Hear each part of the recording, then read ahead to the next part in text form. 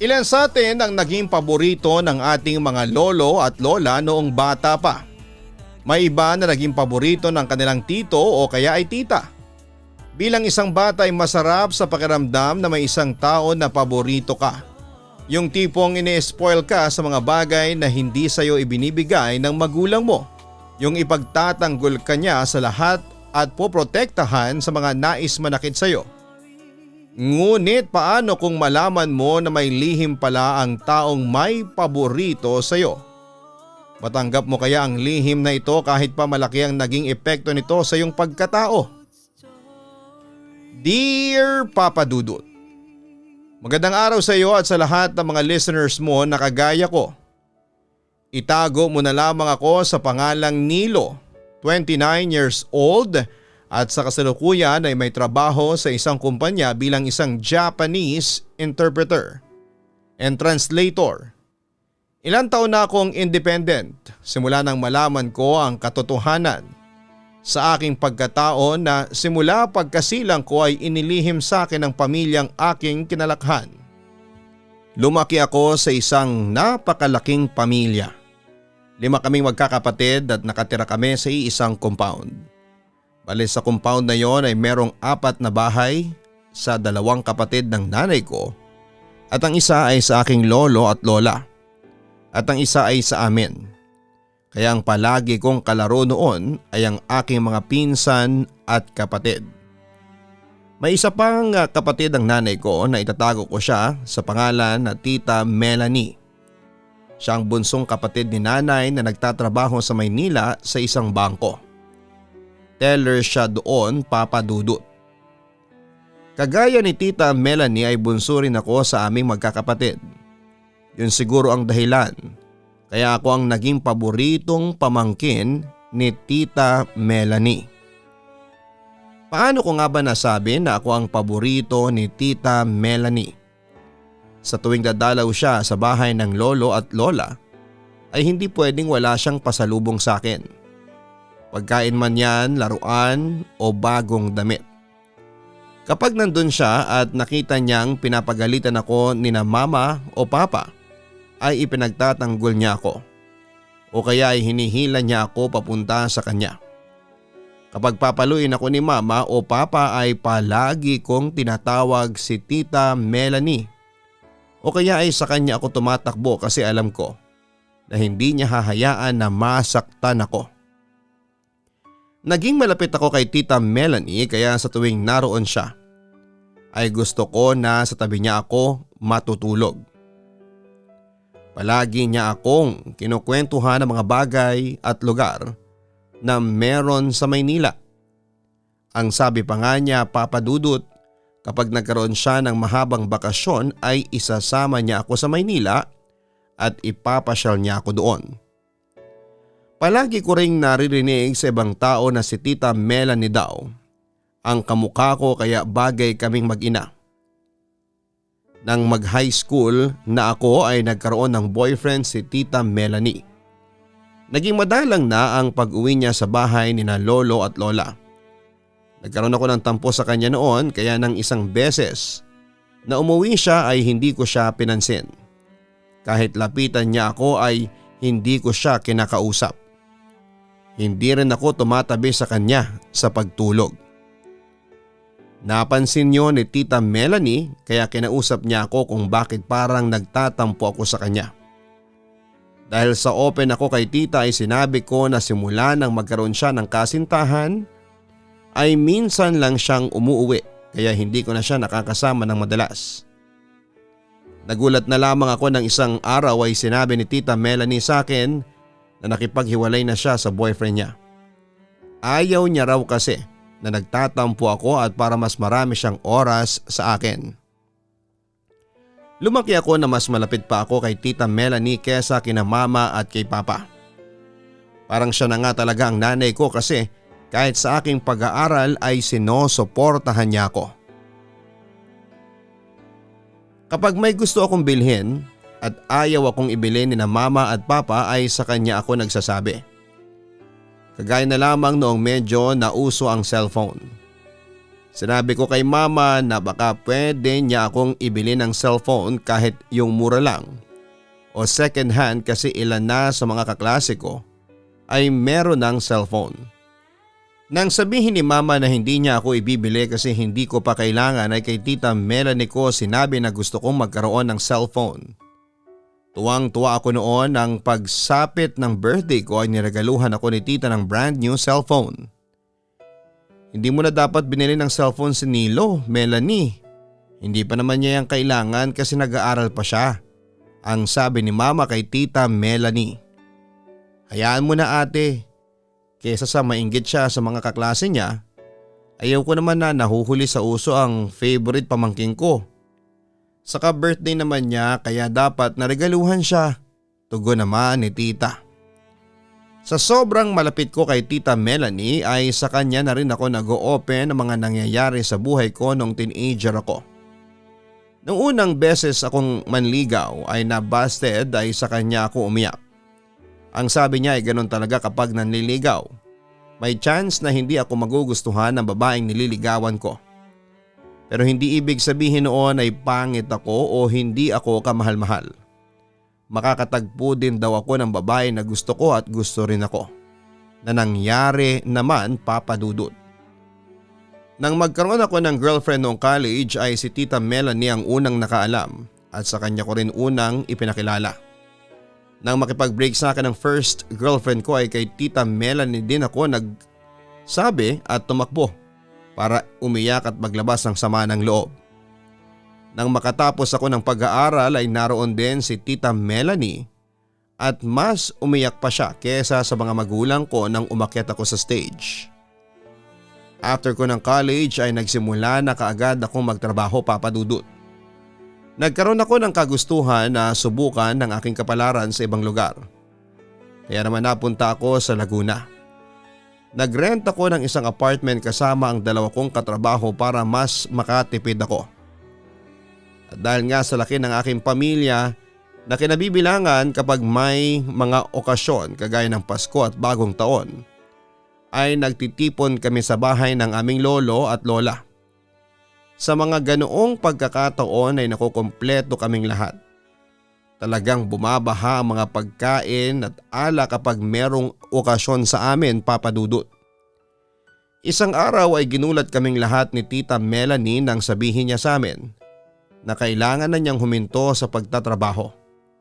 Hindi dahil sa hindi na niya kaya kundi dahil sa meron pala siyang sakit na matagal na niyang tinatago sa aming lahat. Meron pala siyang colon cancer at kailangan niya ng matindi at mahabang gamutan para mabuhay.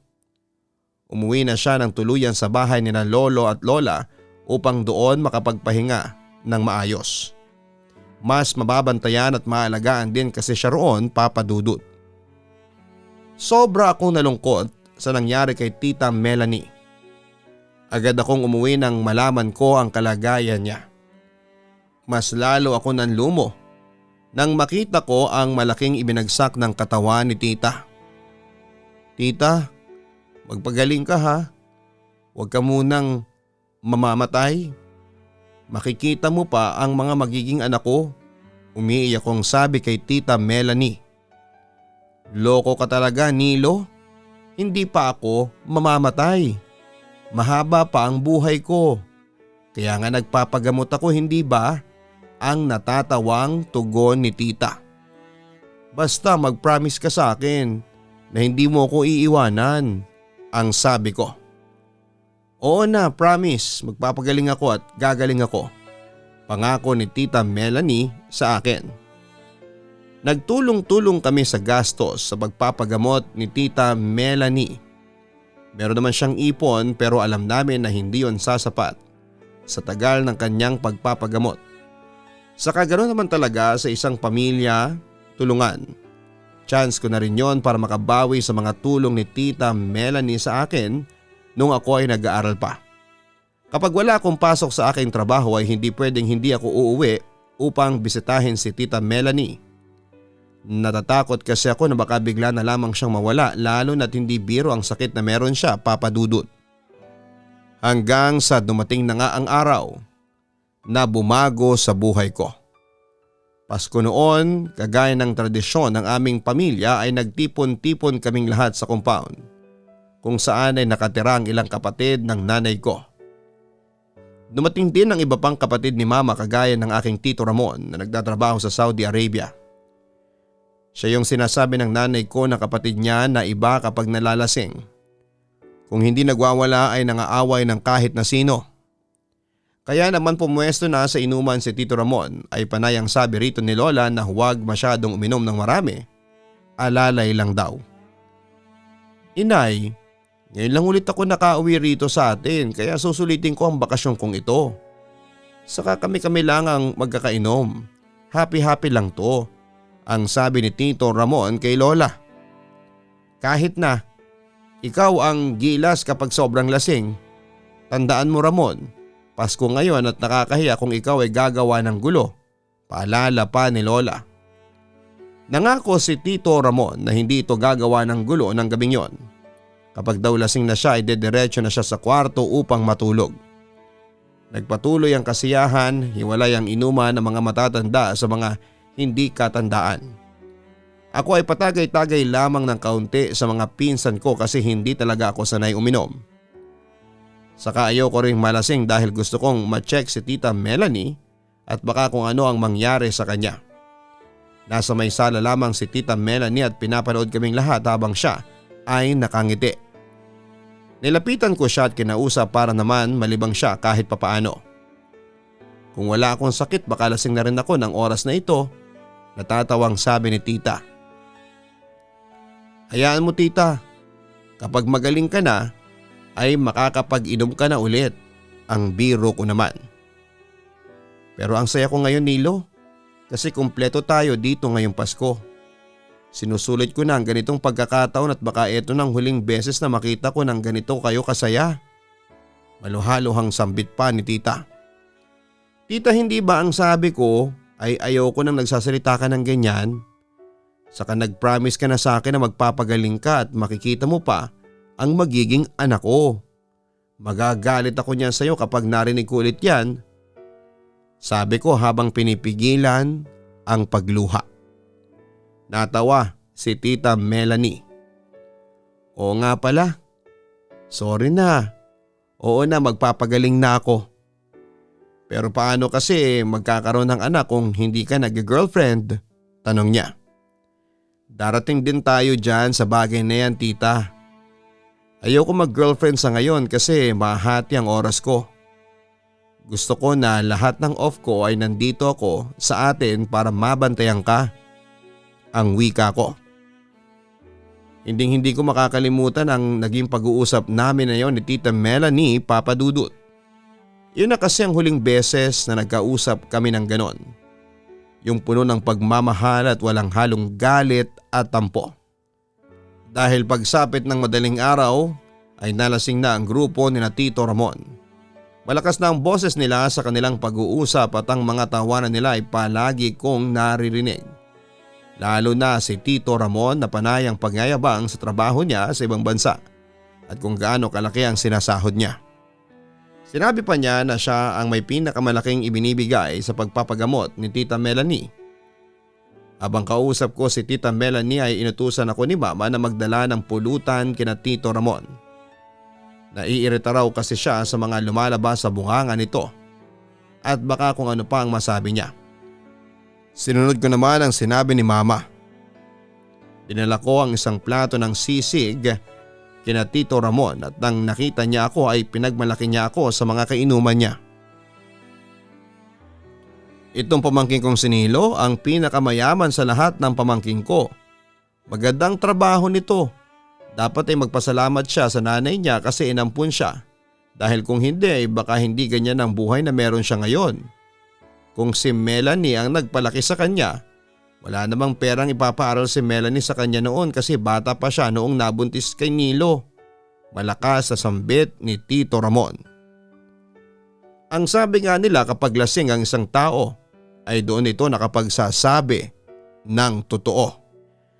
Hindi ko sana papansinin at seseryosohin ang sinabi ni Tito Ramon, Papa Dudut. Ngunit nang biglang lumapit si mama kay tito at pinagsabihan ito na tumigil na sa pag-iinom, at nang nakita ko ang reaksyon ni mama na natataranta at namumutla ay doon ko na-realize na may possibility na totoo ang sinabing yon ni Tito Ramon. Pero hindi muna ako nagsalita. Hindi ako nagpakita ng kahit na anong reaksyon at pinalagpas ko muna ang araw na yon bago ko kinausap ang nanay ko. Mga 2 araw din ako nagtiis sa aking pananahimik. Tinanong ko si mama kung totoo ba ang sinabi ni Tito Ramon.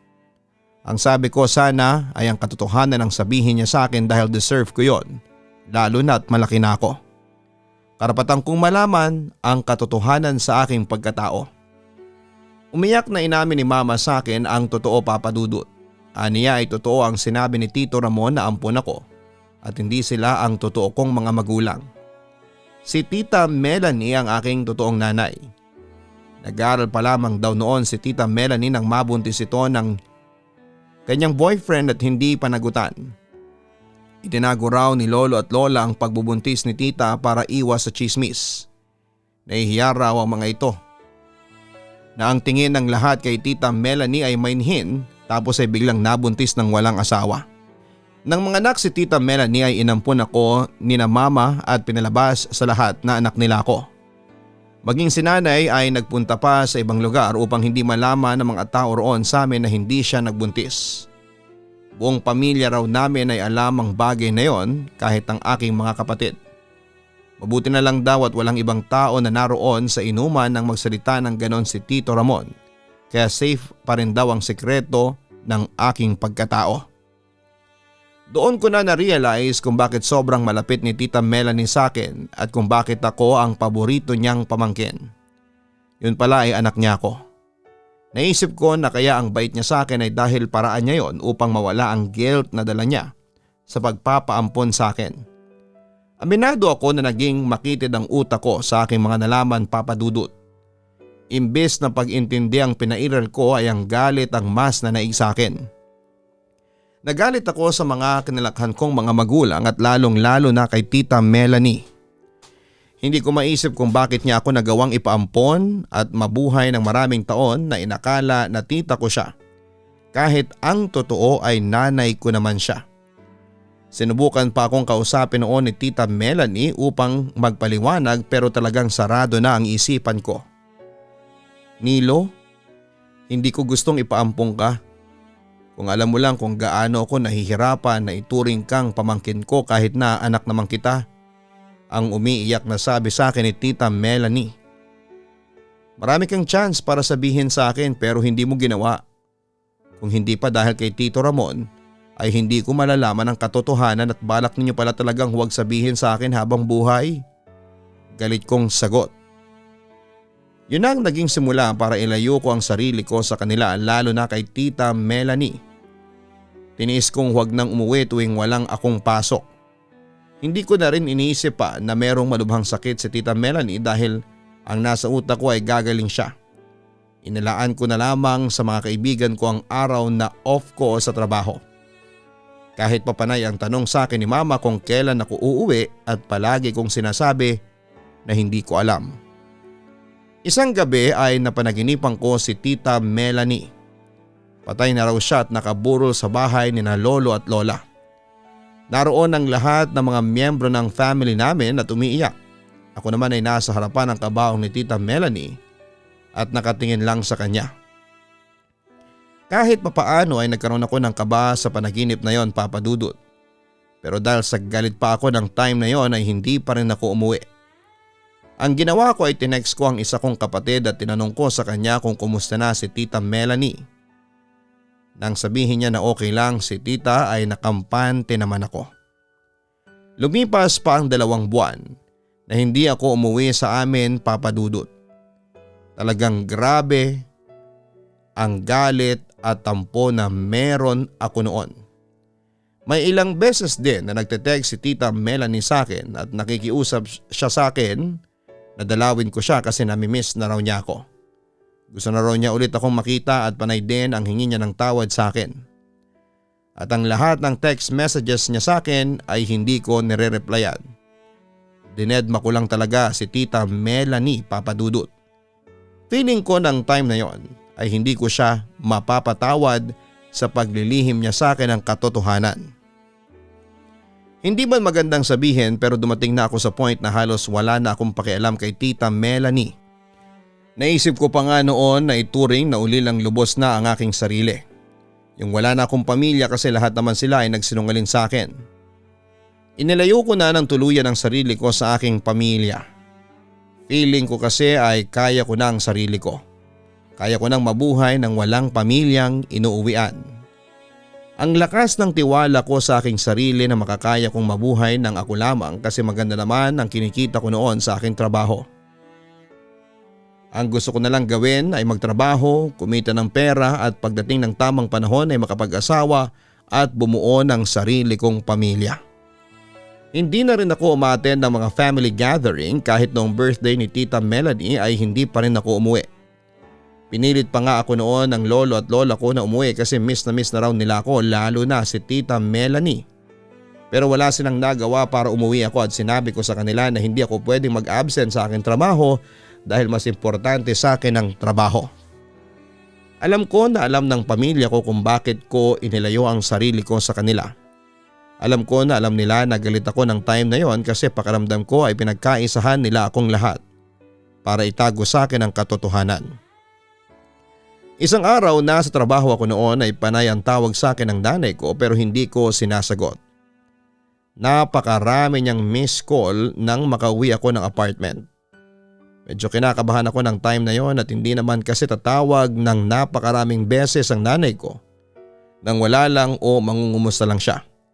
Bago ko matulog ay ako na ang tumawag sa kanya at noon lang ulit kami nagkaroon ng pagkakataon na makapag-usap, Papa Dudut. Bakit po ba kayo tawag ng tawag? Alam niyo naman na nagtatrabaho ako. Turan ko sa nanay ko. Pasensya ka na Nilo ha pero ang mama, Tita Melanie mo pala, nasa ospital ngayon. Kahapon pa at gusto kanyang makita Nilo. Baka pwedeng isang tabi mo muna ang galit at bistahin mo muna ang totoo mong nanay, ang nakikiusap na sabi ni mama. Kumusta na si Tita Melanie? Tanong ko. Stable naman ang lagay niya. Kailangan niya lang magstay ngayon sa ospital para mas matutukan siya ng mga doktor. Tugon naman ni mama. Stable naman pala eh. Wala naman ako maitutulong sa paggaling niya kung pupuntahan ko siya. Marami na akong dapat tatapusin sa trabaho ko. Palagi na nga akong overtime, ang sabi ko. Pero anak, gusto kang makita ni Melanie. Giit pa ni mama. Ma, marami akong trabaho na dapat tapusin. Sana maintindihan niyo rin. Matigas kong sabi. Hindi ako nagawang pilitin ni mama na dalawin sa ospital si Tita Melanie. Kampante ang pakiramdam ko noon dahil sa alam kong stable ang lagay niya. Saka alam ko rin na maibibigay ang lahat ng pangangailangan ni Tita Melanie dahil hindi naman problema ang pera sa kanyang pagpapagamot. Kahit na may galit ako sa kanya noon ay hindi rin ako humihinto sa pagbibigay ng tulong pinansyal sa kanya para tuluyan na siyang gumaling sa kanyang karamdaman. Nagpatuloy ako sa pagiging malayo ang loob sa aking pamilya. Hindi ko na lang iniisip ang kalagayan ni Tita Melanie dahil malakas ang tiwala ko. Nagagaling din siya at mawawala na ang cancer sa kanyang katawan. Hanggang isang gabi, ako lang mag-isa sa apartment dahil may lakad ang mga kasama ko. Nagluto ako ng pagkain ko para sa dinner at mag-isa akong kumain. Habang kumakain ako ay bigla ko naalala si Tita Melanie. Noong bata kasi ako ay palagi ako naghahapunan kina lolo at lola para kasabay ko si tita. Tapos palagi niyang tinatanong sa akin kung ano ang gusto kong ulam. Tapos lulutuin niya yon para sa akin. Aaminin ko na nami-miss ko rin naman si Tita Melanie, Papa Dudut. Yun nga lang ay palagi akong pinangungunahan ng galit ko kasi pakiramdam ko ay trinaydor niya ako at ng buong pamilya ko. After kong mag-dinner ay ginawa ko ang mga routine ko bago ako matulog. Nakahiga na ako nang may marinig akong pagkatok sa pinto ng aming apartment. Tumayo ako kasi ang akala ko ay isa sa mga kasama ko. Baka nakalimutan lang ang susi. Pero pagbukas ko ay wala naman akong nakitang tao at may malamig na hangin na humampas sa akin. Pakiramdam ko ay may yumakap sa akin at nagtayuan pa ang balahibo ko sa buong katawan ko. Inisip ko na baka merong nang titrip sa akin ng sandaling yon kaya binuksan ko ang ilaw sa labas ng apartment para kung sakaling may kakatok ay pwede kong silipin sa bintana at makikita ko kaagad kung sino. Nakahiga na ulit ako habang nagpapaantok nang makatanggap ako ng tawag mula sa number ni Tita Melanie. Hindi ko alam kung bakit sa pagkakataon na yon ay sinagot ko ang tawag niya. Para kasing merong bumubulong sa akin na sagutin ko ang tawag ni Tita Melanie. Nangungumusta lang siya noong una at kapansin-pansin na malungkot ang boses niya. Sige na, kailangan ko nang matulog. May pasok pa ako bukas. Walang gana kong sabi kay Tita Melanie. Salamat kasi nakausap kita anak ha. Dalawin mo naman ako dito at miss na kita. Malungkot na wika niya. Bahala na. Busy pa ako sa trabaho. Wala akong time na umuwi dyan sa atin. Sagot ko at pinutol ko na ang tawag. Pinatay ko rin ang cellphone at baka tumawag siya ulit. Hindi pa kasi ako handa na makausap siya ng matagal ng sandaling yon, Papa Dudut. Nakapikit na ako nang muling may kumatok sa pinto pero sa pagkakataon na yun ay malakas at parang nagmamadali. Medyo nainis ako kasi kung kailan nakatulog na ako ay saka merong kakatok ng ganon. Tumayo ako at tahimik na binuksan ang bintana upang silipin kung sino ba ang kumakatok. Laking gulat ko nang makita ko si Tita Melanie na nakatayo sa labas ng pinto at siya pala ang kumakatok. Nagtaka ko kasi kausap ko lamang siya sa cellphone tapos nandun na pala siya sa labas ng apartment. Hindi ko alam kung paano siya nakapunta, gayong sa pagkakaalam ko ay nasa ospital siya. Nakita ko na parang nanginginig siya at nilalamig kaya nagmamadali kong binuksan ang pinto. Pero pagbukas ko ay wala akong nakitang tao at wala roon si Tita Melanie. Doon ako nakaramdam ng takot, Papa Dudut. Sigurado kasi ako sa nakita ko. Si Tita Melanie talaga yon. Hindi ko alam kung paano ko nagawang makatulog ng gabing yon sa kabila ng takot na aking nararamdaman. Hanggang sa pagising ko ay iniisip ko pa rin kung si Tita Melanie ba talaga ang nakita ko o baka namamalik mata lamang ako. O baka epekto lang yon ng pagod ko sa aking maghapon na trabaho. Nasa trabaho na ako nang tumawag ulit si Mama sa akin ng sunod-sunod.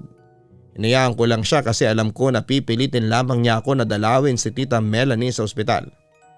Pero nang break time ko na ay hindi rin ako nakatiis at tinawagan ko na si Mama. Mama, nasa trabaho pa ako, pwede bang mamaya ka na lang tumawag kapag nakauwi na ako? Ang naiirita kong sambit. Nilo, may kailangan kang malaman tungkol sa Tita Melanie mo. Wala na siya, Nilo. Patay na ang Tita Melanie mo. Umiiyak na balita ni Mama. Pakiramdam ko ay pinagbagsakan ako ng langit at lupa sa aking mga narinig, Papa Dudut. Hindi ako nakapagsalita dahil hindi ko alam kung ano ang aking nararamdaman. Inamin ni Mama sa akin na hindi totoo na stable ang lagay ni Tita Melanie. Sinabihan na raw pala sila ng doktor na ihanda na nila ang kanilang sarili sa pwedeng mangyari kay Tita. Kagustuhan pala ni Tita Melanie na huwag sabihin sa akin ang totoo niyang lagay at baka raw mag-alala lamang ako ng sobra.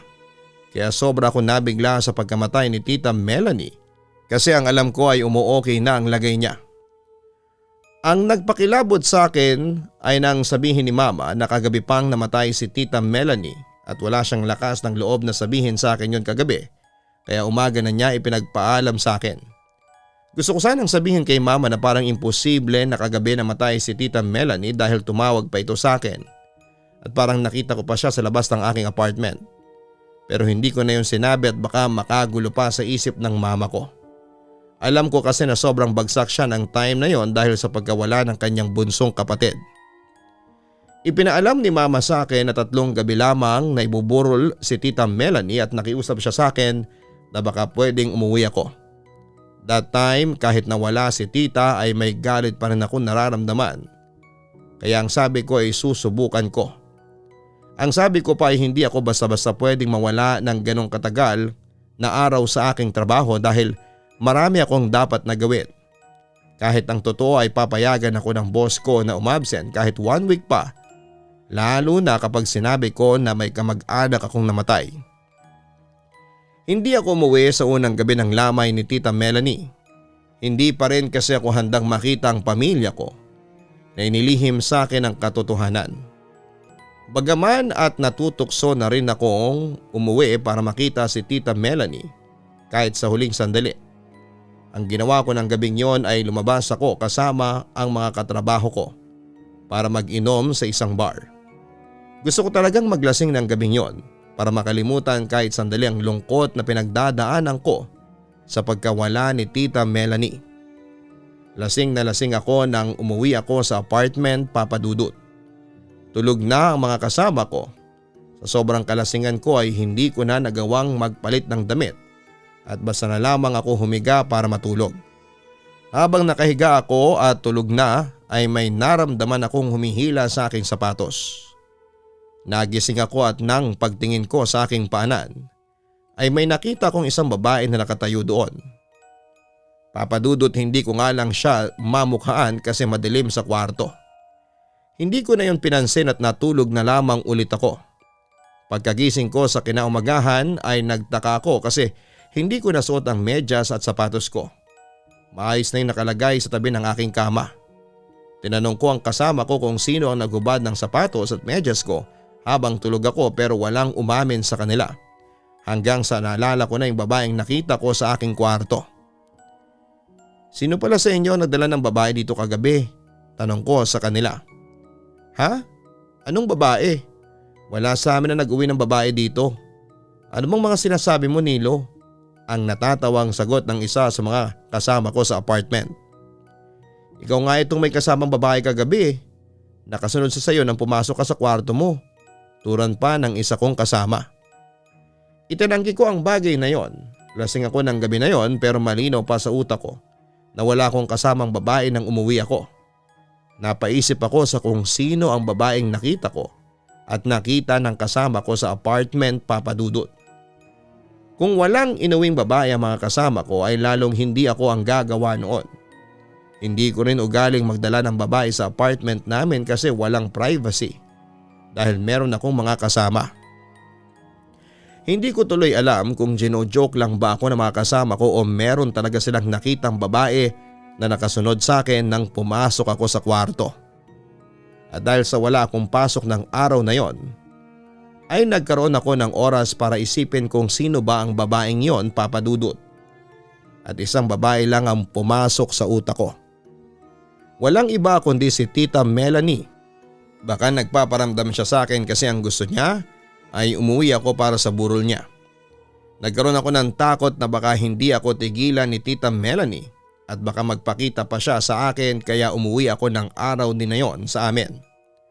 Ang plano ko ay uuwi rin ako kinabukasan ng madaling araw tapos ay diretso na ako sa trabaho ko. Kumbagay isang gabi lamang ako sa amin at hindi na ako makikipaglibing. Talagang hindi ko pa kaya na makasama ng matagalang pamilya ko.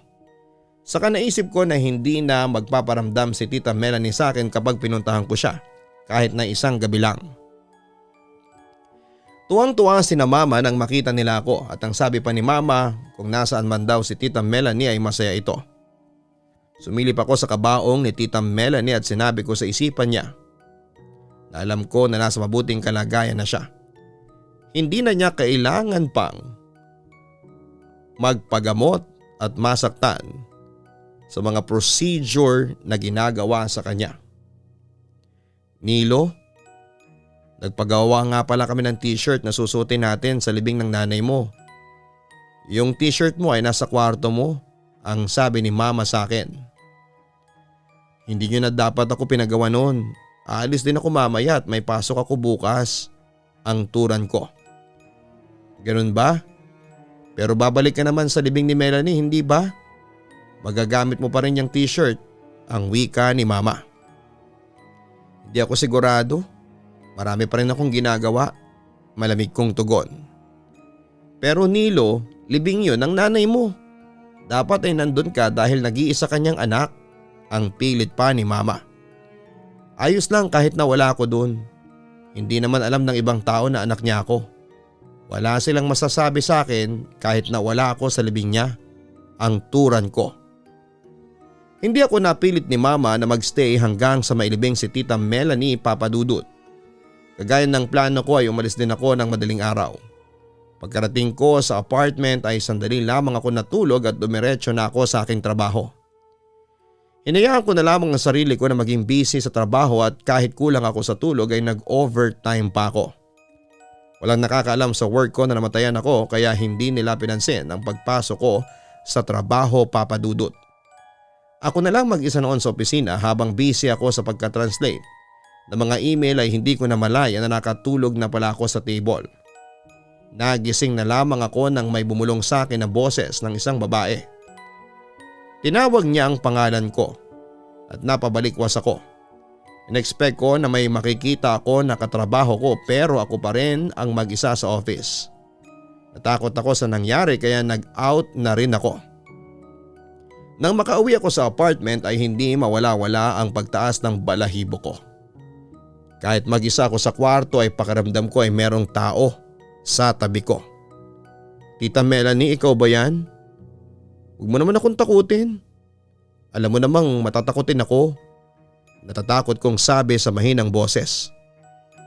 Ayoko kasi na marinig ako ng kasama ko na nasa labas ng kwarto na nagsasalita ng mag-isa. At baka isipin nila na nasisiraan na ako ng ulo. Hindi pa roon natapos ang pagpaparamdam sa akin ni Tita Melanie, Papa Dudut. Nang gabi rin na yon, habang naghihilamos ako sa may lababo ay nakita ko siya sa salamin na nasa harapan ko. Sa takot ko ay hindi ko napigilan na mapasigaw kaya nagtakbuhan ang mga kasama ko sa banyo upang alamin kung ano ang nangyari sa akin. May nakita kasi akong babae sa salamin. Hindi na ako nagdalawang isip na sabihin sa kanila ang totoo. Ba pare, parang napapadalas siyang nakakakita ka ng babae. Ano ba talaga nangyayari sa'yo? Tanong ng isa kong kasama sa apartment. Doon ko na sinabi sa kanila na namatay ang tita ko at may malaki akong tampo sa tita ko na yon. Kaya wala akong balak na makipaglibing. Sinabi ko yon para mas maintindihan nila ako. Pinayuhan ako ng mga kasama ko na alisin ko na ang tampo ko para sa tita ko dahil mas mahihirapan daw na tumawid sa kabilang buhay ang tita ko kapag ganon. Saka makipaglibing daw ako at baka yun lang ang huling hiling ng tita ko sa akin bukod sa mapatawad ko siya. Baka raw hindi ako patahimikan ng tita ko kapag hindi ko yun ginawa. Sinunod ko na lamang ang payo ng mga kasama ko, Papa Dudut. Tumawag ako sa boss ko at nang sabihin ko na hindi ako makakapasok ng ilang araw dahil namatay ang tita ko ay pinayagan naman niya kaagad ako. Umuwi rin ako kaagad sa amin at naroon ako ng huling gabi ng lamay ni Tita Melanie. Maging sa libing ay naroon din ako, Papa Dudut. Hindi ko nga lang maintindihan kung bakit kahit gusto kong umiyak ay hindi ako naiiyak. Parang yung iyak ko ay nasa loob ko. Pagkatapos ng libing ay kinausap ako ng lola ko at humingi siya sa akin ng tawad dahil naglihim sila sa akin. Plano pala talaga nilang ilihim yon habang buhay dahil sa okay naman daw ako. Pero wala raw talagang lihim ang hindi nabubunyag kaya nalaman ko rin yon. Nilo, alam ko na mahirap para sa iyo ang mapatawad kami at naiintindihan namin yon. Pero sana'y mapatawad mo si Melanie, ang nanay mo. Ang totoo niyan ay matagal na niyang sinasabi sa amin na gusto na niyang sabihin sa iyo ang totoo pero kami ang pumipigil sa kanya. Mahal na mahal ka ng nanay mo, Nilo, kaya sana'y patawarin mo na siya. Hiling ni Lola sa akin. Pakiramdam ko ay nagising ako sa mga sinabing yon ni Lola, Papa Dudut. Parang magic na nawala ang lahat ng galit ko sa kanya nang malaman ko na gusto nang sabihin sa akin ni Tita Melanie ang totoo. Kaya kinabukasan ay mag-isa akong pumunta sa puntod niya sa sementeryo at sa kauna-unahang pagkakataon ay kinausap ko si Tita Melanie habang tinatawag ko siyang mama. Noon lang din ako umiyak at humingi ako ng tawad sa kanya dahil galit ang mas nanaig sa akin kesa ang pangunawa. Nagpasalamat din ako sa kanya dahil binuhay niya ako kahit pwede naman niya akong ipalaglag noong nabuntis siya sa akin. Nagpasalamat ako sa aking totoong nanay dahil kahit tita ang tingin ko sa kanya noon ay pinaramdam pa rin niya sa akin na ako ang kanyang anak. Sobra lang akong nanghihinayang sa mga araw na may sakit siya at tiniis ko siya, Papa Dudut. Chance ko na sana yon na makasama siya bago siya mawala. Pero totoo nga yata na nasa huli ang pagsisisi. Na-realize ko rin bilang anak ay naging malaki rin ang kasalanan ko sa kanya. Simula nang pinatawad ko si Mama Melanie ay pinatawad ko na rin ang aking pamilya. Na-realize ko na mahirap pala ang mabuhay ng may galit na dinadala. Hindi lang ang taong nakapaligid sa iyo ang pinahihirapan mo kundi maging ang iyong sarili. Simula rin noon ay hindi na nagparamdam si Mama Melanie sa akin pero may pagkakataon na kinakausap ko siya na magpakita siya sa akin sa panaginip para masabi ko kung gaano ko siya kamahal at kung gaano ako kasaya na siya pala ang nanay ko. Pero hindi na yun nangyari pa. Siguro ay alam na rin naman niya ang mga nais kong sabihin sa kanya. Hanggang dito na lamang po ang pagkukwento ko, Papa Dudut. Maraming salamat sa inyong programa kasi nagkaroon ng pagkakataon na mga kagaya ko na mai-share sa iba ang aming kwento. Lubos na gumagalang Nilo. Tunay na masakit kapag pinaglilihiman ka lalo na ng mga taong inakala mo ay tapat sa iyo. Normal lamang ang magalit o magtampo sa mga ganitong pagkakataon. Ngunit huwag mong hayaan na tumagal ang galit sa iyong puso. Lawakan mo ang pangunawa mo kung bakit nila ito nagawa sa iyo lalo na kung sila ay iyong pamilya. Maikli lamang ang buhay para magkaroon tayo ng galit at kung anumang negatibong emosyon sa ating puso. Huwag na nating hintayin na mahuli ang lahat upang tayo ay magpatawad. Pairalin nating palagi ang pagmamahalan dahil kailan pa ba natin sasabihin na mahal natin ang isang tao? Kapag ba wala na siya at hindi na natin sigurado kung maririnig pa ba niya tayo? Hanggang sa muli, ako po ang inyong si Papa Dudut. Huwag kalimutan na mag-like, share and subscribe. Maraming salamat po sa inyong lahat. Ang buhay ay mahiwaga, laging may lungkot at saya. Sa Papa Dudut Stories, laging may karamay ka.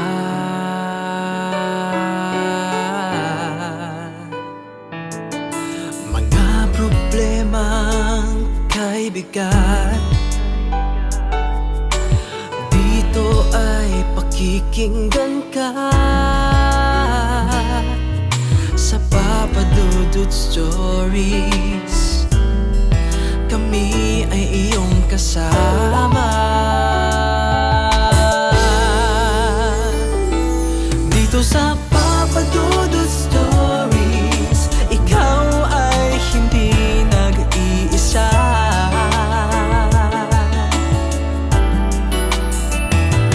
Dito sa Papa Dudut Stories, may nagmamahal sa'yo. Papa Dudut Stories, Papa Dudut Stories.